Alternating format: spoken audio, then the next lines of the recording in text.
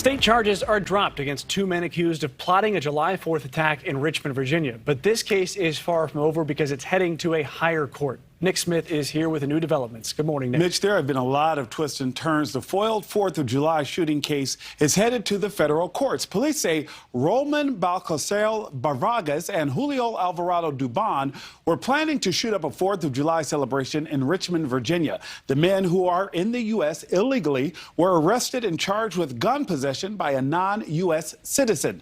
Now a judge is dropping the state gun charges. Richmond's police chief says a tipster called and identified the men who they overheard planning a massacre at the fireworks show.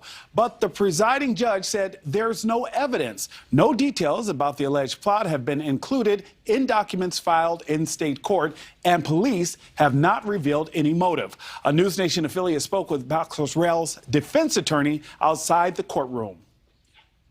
They have not been real forthcoming about who the tipster is or whether it's an anonymous person or anything like that. Other than that person making that complaint, and then they found a couple of firearms at the home of the other gentleman that sort of supported, in general, that there are firearms. But beyond that, I don't know where they got. We really don't know where they got the Dogwood Dell thing. I'm not sure where that came from.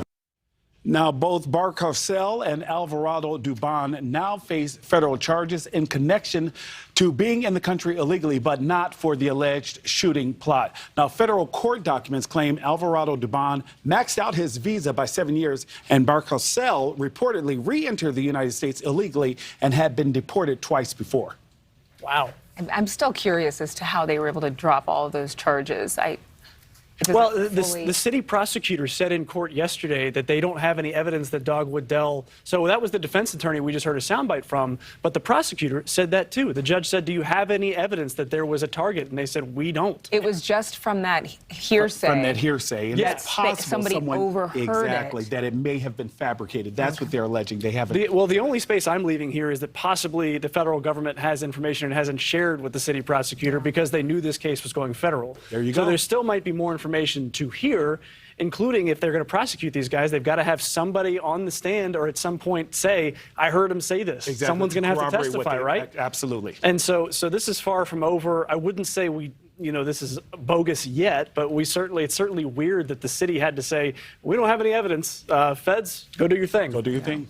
All right, we'll find out what happens in the next chapter of this case. Thank you for watching. Go to newsnationnow.com to find NewsNation on your television provider. And don't forget to click the red subscribe button below to get more of NewsNation's fact-driven, unbiased coverage.